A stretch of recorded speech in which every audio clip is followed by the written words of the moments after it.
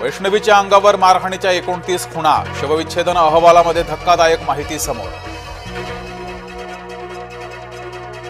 जळगावात 2 गटात हाणामारीत 8 जण जखमी, नशिराबाद टोळीतील 10 जण ताब्यात. शेतकऱ्यांना नुकसान भरपाई मिळणार, चंद्रशेखर बावनकुळे यांनी दिली ग्वाही. मुंबई तुंबणं हे सरकारचं अपयश, आदित्य ठाकरेंचा सरकारवर हल्लाबोल. राज्यात अनेक जिल्ह्यांमध्ये मुसळधार, नदी नाले भरले, रस्ते पाण्याखाली, शेतीचं नुकसान, जनजीवन विस्कळीत. देशभरात पावसाचं थैमान, जम्मू काश्मीर, मध्य प्रदेश आणि गुजरातमध्ये पाऊस, श्रीनगर, भोपाळ, सुरत अशा विविध ठिकाणी मुसळधार.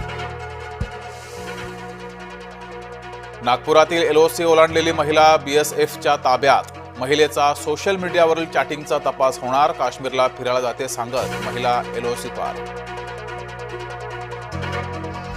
नक्कल करायला पाकिस्तानला अक्कल हवी, ओवेसींनी पाकिस्तानला सुनावलं. आणि दक्षिण मुंबईतील अनेक भागांमध्ये बुधवारी पाणी नाही, पाणी पुरवठा सुरळीत करण्यासाठी होणार दुरुस्तीचं काम.